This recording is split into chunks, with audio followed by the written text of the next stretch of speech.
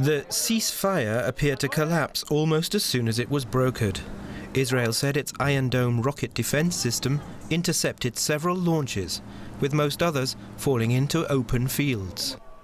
Earlier in the evening, a rocket aimed at the border town of Sderot got through defences and destroyed a home. No casualties were reported. The tit-for-tat attacks were triggered by a rocket that obliterated a residential home outside Tel Aviv in the early hours of Monday. Israel said that rocket was launched by Hamas, the militant group that rules Gaza. The home's residents were awoken by air raid sirens and managed to flee before the rocket crashed through the roof and exploded. This is the real price, and I just paid it, and I nearly lost my family. And if we hadn't have got to the bomb shelter in time, I would now be burying all my family. By nightfall, the Israel Defense Forces were retaliating with rocket attacks, striking targets in Gaza, hideouts, they say, of Hamas militants. The ceasefire, reportedly brokered by Egypt and accepted by Hamas late on Monday, was never confirmed by Israeli officials. The rocket attacks through the night show that if it ever really existed, the ceasefire is at best shaky and at worst over before it even took hold. Well, let's cross over to our correspondent Tanya Kramer, who's standing by with the latest in Jerusalem. Tanya, one side in this conflict says a ceasefire is in place. What can you tell us? Yeah, that's true. There were already at 10 o'clock last night local time reports of a ceasefire being brokered by Egypt, and Hamas put out a statement that Hamas and the other militant faction would adhere to a ceasefire and would meet quiet for quiet, meaning that if Israel would hold its airstrikes, also rocket attacks into southern Israel would be halted from the militant factions. But it went on a couple of hours, but for the last 2-3 hours, since the early morning, actually, it has been quiet. It is obviously a tense quiet, and we have to wait and see how the next hours here will develop. Now, Egypt has in the past already brokered successfully ceasefires, so it seems to be the case this time as well. Whether it will hold is another question. Tanya, stay with us. We're going to come back to you in just a minute. We first, though, want to take a look at another development. The cross-border violence comes as the United States reverses decades of policy in the Middle East by officially recognizing the Golan Heights as Israeli territory. U.S. President Donald Trump trailed the decision on Twitter last week. During a visit by Israel's Prime Minister Benjamin Netanyahu in Washington, Trump signed a proclamation calling for recognition of Israeli sovereignty over the territory. Now, the Golan Heights are an area of strategic importance in the Middle East.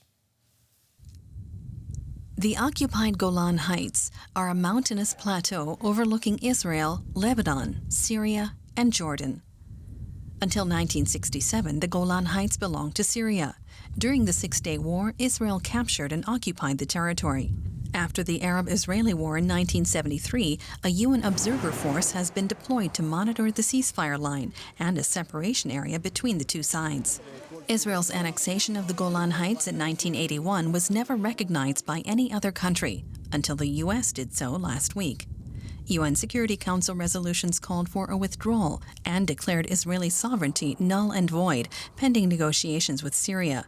Several attempts to negotiate an agreement went nowhere.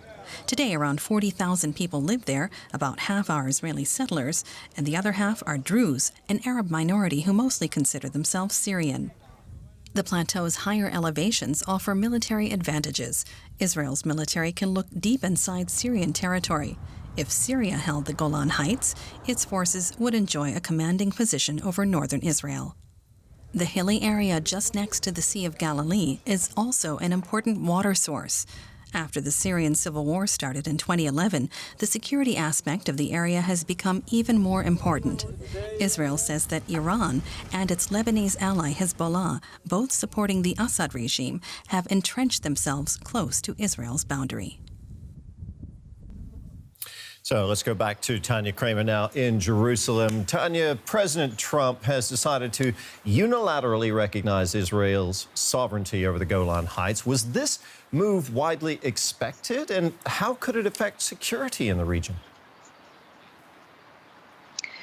In Israel, at least, there had been indications that the U.S. administration would lean towards recognizing Israel's sovereignty. So that was expected, but the tweet still last week on Thursday from President Trump came a bit as a surprise. It was warmly welcomed here by all parties. It had been part also of the election campaign, even of Mr. Netanyahu competitors.